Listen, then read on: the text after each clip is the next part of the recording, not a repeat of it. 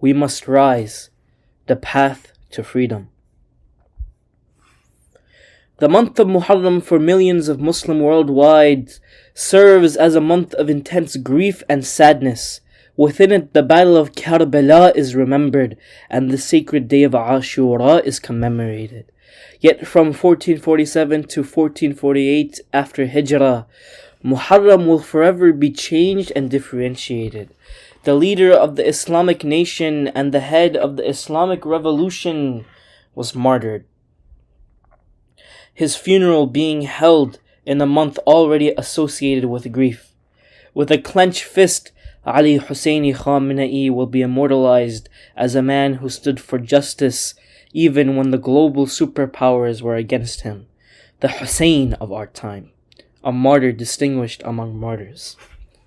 What motivates a man to stand alone for the sake of justice, knowing that the only results will be his own death?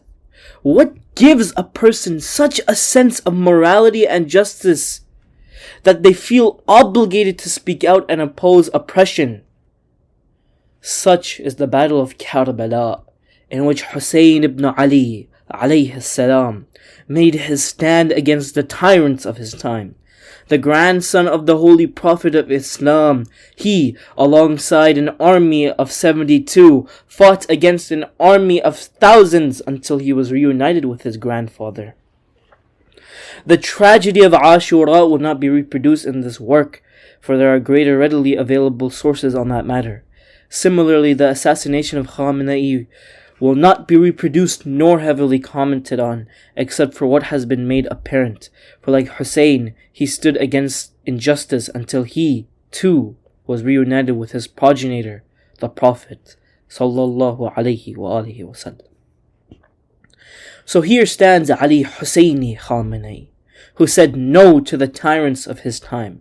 A man of humility who did not wish for power but sought to fulfill his duties after his initial assassination attempt during the early years of the Republic. A man not free from sin or error, but free from the lures of this world, telling him to submit to greater material wealth.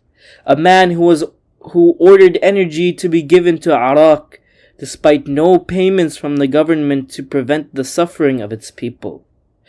A man who was staunch against nuclear weaponry in an era where such became the norm. The inheritor of a revolution that was built to outlast him. A father who, despite some grievances from his children, was beloved.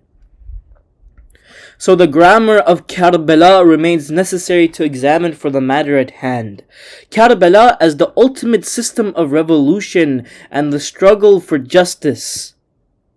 Here stands Hussein, who said no to Yazid. The blood of Hussein living as a call to the world to recognize the tyrants of the time and to stand up, even if it means their own death. For indeed, Hussein and his message are like the perfume bottle. His killers thought that with his death the revolution would end, but what they did not realize was that the broken perfume bottle only spreads its scent even more. And in the words of the late Dr. Ali Shariati, a martyr in the path of intellectualism, Hussein bears witness to those who have been martyred by the oppressors throughout history, heir to all of the leaders fighting for freedom and equality, and the seekers of justice, from Adam to himself, forever the messenger of martyrdom. And so we will continue with the assumption that oppression worldwide is vice, for the discussions proving such is not and fruitless. Further, we shall assume that justice is good and fighting for justice is a virtue. And for the framework of our ethical and moral discussions, we will go based on the prophetic framework, where he said, sallallahu alayhi wa alihi wa sallam, "Seek the verdict of your heart and seek the verdict of your own soul. Virtue is that with which the soul feels at ease and reassured, while vice is that which troubles the soul and causes unease in the chest, even if the people give you a ruling and continue to give you rulings." And so the time to rise has arrived. If there was no time greater to rise, then that time is now, for we must rise and say no to the oppressor and the tyrant. It is only human to wish to say no to the tyrant and the oppressor, yet it seems that in modern times and in the modern axis of resistance, such opposition is led by the Shiites. And as Dr. Ali Shariati says, and Shi'ism begins with a no which opposes the path chosen by history and rebels against history. Shi'as do not accept the path chosen by history. They deny the leaders who ruled the Muslims throughout history and deceived the majority of the people through their succession to the Prophet.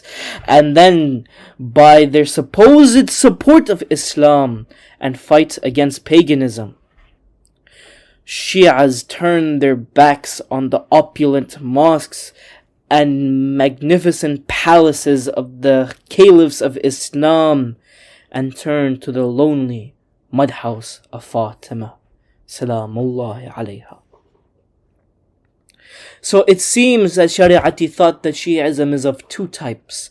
The Red Shi'ism, which learns from Ashura and says no to the tyrant, and the Black Shi'ism, which focuses on mourning Karbala yet is subservient to applying the school of Karbala to our daily lives. The Red seems to be spearheaded by the people, while the Black is led by the cleric who clouds the people with his perception of the religion. However, Shariati claims that Red Shi'ism turned into Black Shi'ism, that after the Safavids, the clerics took over and the Shi'as were no longer at the forefront of resistance. May God have mercy on him, for he did not live to see the Islamic Revolution in which the narrative was switched. May God have mercy on him, for he did not live to see the axis of resistance that clings to justice despite the whole world against them. May God have mercy on him, for he did not live to see the victory of Khomeini or the martyrdom of Khamenei. He died advocating for the liberty of his country, but was unable to see that same mourners of Karbala take to the streets, rising for the one they saw as the Hussain of their time. One can point to the failing economics of the Shah, the growing hate for him among the people, and the growing brutality of the government. No single thread can fully explain a revolution, yet it is astonishing to see the clerics victorious over the king at the hands of the mourners of Hussain. For the rooms of grief the Shah attempted to ban became the same rooms in which the revolution was spoken, who let themselves become red, echoing that very vision of Shariati.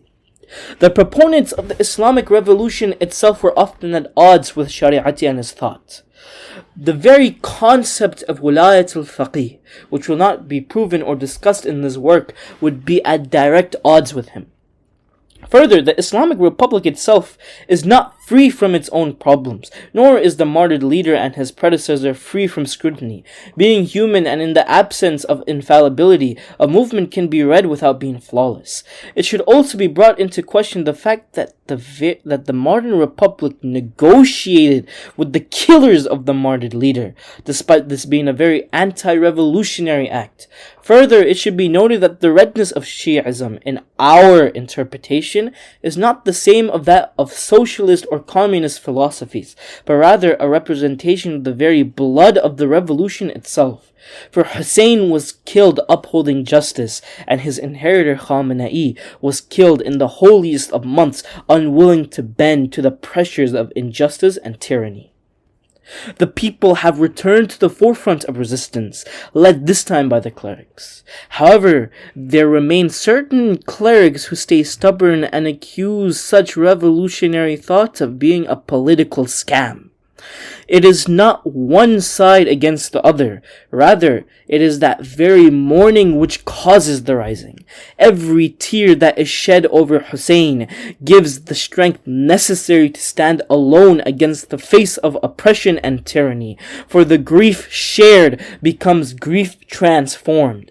The very remembrance of thousands in a single hall lets a person learn two things at once: that their sorrow is not madness, and that they are not alone. So the path of Hussein has not ended, and mourning without application is not. How can I weep over Hussein, the ultimate manifestation of the fight against injustice, yet remain silent myself? So the logic of and grammar of Karbala, which is to oppose tyranny for the sake of things greater than material survival, is preserved and immortalized in the circles of remembrance of Hussein. The blood of every martyr is a call for humanity to awake and to oppose oppression and tyranny. The very logic of Karbala is that if there is something worth more than material survival, such as justice and dignity, we should rise, even if that warrants our own martyrdom. Yet it seems that this world has become drunk on the love of materialism, with the focus turned towards simple material survival. As such, people are reduced to numbers and a means of more material wealth. Such themes are reflected in the previous centuries of colonialization, of which the effects are still seen today, when the torture, death, and exploitation of people were not enough to shake the sleeping hearts of mankind, for they brought material good. Why should I care for human suffering if I am comfortable and their suffering aids my comfort? As such, the West, with its imperialism, fell into the darkness of inhumanity. The love of created things clouding the heart, leaving us unable to see the greater cost of it all. For instead of standing up for what is just, our governments stand up for what makes them the most profit. Our streets remain littered with the homeless while our tax dollars are spent on foreign wars we have no business in. For the killing of innocents far away is more profitable than investing in domestic affairs. And we, the people, drunk on our own comfort, remain subservient while living gradually gets harder and harder, only speaking out when it affects us directly. So the greed of our governments transforms from something that is morally vice and into a metaphysical problem. This greed became the very driving force for our ideologies and our means of foreign policy. It moved on from a simple matter of morals to the very rules that dictate life. Money became the king of the world, the soothsayer, and the ultimate god. For instead of worshipping truth, we began worshipping wealth, seeking it more than seeking what lies at our very hearts. And so our governments became obsessed with this new god, choosing it over their own citizens or the citizens of the world. Why should I care about human life if I can make more money instead? One can debate and discuss the basis for Western ideologies and Zionism, yet the consequences cannot be ignored. How can it be claimed that the ends justify the means? Is the complete leveling and eradication of villages in southern Lebanon justifiable for the ends? Is the martyrdom of 150 plus schoolgirls in Minab can be written off as a byproduct of war? Is the death of hundreds of innocent children in Gaza justifiable? Is it possible for a person with basic human empathy to justify all this? Look deep into the heart and question yourself. Investigate the matter for yourself. But when the eye lands on the truth, steel yourself to not look away. That is not to undermine the grief and loss of all human life on every side. A truly awoken and human person would flinch at the death of innocents, even if that be on the side of his enemy. So let it be said that our aim is not to undermine the deaths of the Israelis or Americans if they lost their lives innocently. But does the heart not turn at the image of a child starving due to the Zionist entity? Woe to me, for I weep over the killing of my daughter, yet I turn a blind eye to the murder of the daughter of my brother. Woe to me, for I weep over my brethren who are of skin and blood, yet I turn away from my brethren who share humanity with me. That is not to advocate for pacifism, but not to deny the effects of war inflicted from both sides. And to be critical of Western ideology and Zionism is not to be critical of Christianity or Judaism. As seekers of truth, it is not the religion we target and criticize, but the tyranny and oppression caused by the philosophies. Such ideologies and philosophies can be debated and discussed in circles, but it is the logic of such thought, which is the political ideology that treats people living in that land as a negligible number and subhuman factors that need to be put on trial against the logic of Karbala. One seems to be blinded by greed and practice, and the other continues to be a beacon of hope. The oppressor, tyrant, and the one drunk on greed are blind to the lessons of Karbala. For us, death is not the end but the beginning, and the fragrance of the message of Hussain is only spread more when you kill an innocent.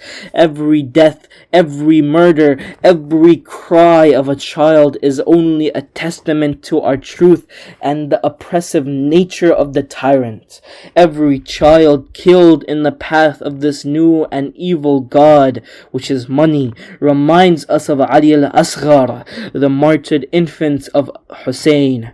Beautiful is the statement of Shariati, remember Ashura, to humiliate the ruling group who calls themselves the inheritors of the traditions of the Prophet, for the remembrance of it will prove that they are the inheritors of the killers and murderers of the Prophet's family. If the remembrance of Ashura makes rising possible, then rising is what justice demands. O people, let us learn from Hur al-Riyahi, who spent his time in opposition to Hussain, only to come to him on the day of Ashura. What a scene it was, for he saw the manifestation of justice in front of him and turned away from his oppressive way, choosing truth over falsehood. Let us learn from him so that we can also become hur, free. Beautiful is the statement of Hussain on the day of Ashura. وَيْلَكُمْ يَا شِيعَةَ آلَ سُفْيَانَ إِنْ لَمْ يَكُنْ لَكُمْ دِينٌ وَكُنْتُمْ لَا تُخَافُونَ يَوْمَ الْمَعَادِ فَكُونُوا أَحْرَارًا فِي دُنْيَاكُمْ. Woe to you, O followers of the house of Abu Sufyan! If you have no religion and do not fear the day of resurrection, then at least be free in this world. It is not upon you to become Muslim, but it is upon you to become human and to be free. Free yourselves from the worship of material wealth. Free yourselves from the system of oppression. Free yourselves from the propaganda of the tyrants. Take back your minds and your intellect and ascend to be truly free men. Perhaps, at least with this, you will do more against the tyrant than ever before. If the free men of this world are expected of this much, then what of those already burning with the love and grief of Hussain? O Shia, do not falter and keep in your faith. Take to the streets. Do not let yourself fall into the black version of your faith. Paint yourself red with the blood of your fallen brethren and become free like the enlightened, red with the fire of justice and the anger of the oppressed. Mourn Hussain and live the messages of Hussain. God willing, your very strike on your chest in remembrance of Hussain is a strike of fear into the hearts of the enemy. Do you not hear the politicians who speak out against you and try to strike fear into the people about you? Timeless are Shariati's words. It is for this reason that the pseudo-intellectual and free-thinking rulers at whose courts the Jews, Christians, Magians, and even the materialists enjoy freedom, honor, and influence talk of the Shias with such anger and vexation that a massacre of all of them would not quench the thirst of these rulers. Let God be a witness that we saw the martyrdom of the Hussein of our time and did not remain silent. The martyrdom of Khamenei is not the end of his story, but rather the beginning. For the tyrant has once again forgotten what happens when a perfume bottle is struck. It is not just the Iranians who mourn the loss of their leader. The whole free world mourns the loss of a free leader. It seems now that the diaspora has split into two groups: those who have returned to the homeland or remain free, advocating for peace, and those who cling on to the ideology of the Shah's son, or to a rejection of the Republic itself. Some carry real grievances against the state, grievances which cannot be resolved by a foreign missile or the destruction of the Iranian homes and the martyrdom of innocents. And so the same protesters who tore off their veils and sang for freedom now weep and beat their faces over Khamenei. Every tear shed for him is a sting to the tyrant. Every wail and sigh over him is empowerment for our movement, fuel for the new global revolution, for it seems that the world is awakening to the crimes of their own greed. Such a martyr could not leave without a final word of advice. Rise for the sake of God. Indeed, the time has come. We must rise. أعوذ بالله من الشيطان الرجيم. بسم الله الرحمن الرحيم. قل إنما أعذبكم بواحدة أن تقوموا لله مثلا وفرادا. Say, I give you just a single advice, that you rise up for the sake of Allah in pairs or singly. The Holy Quran 34:46. Walhamdulillah Rabbil Alameen. Wassalatu wassalamu ala Muhammad wa alihi at-tayyibin at-tahirin. Wal aqibatu lil muttaqeen.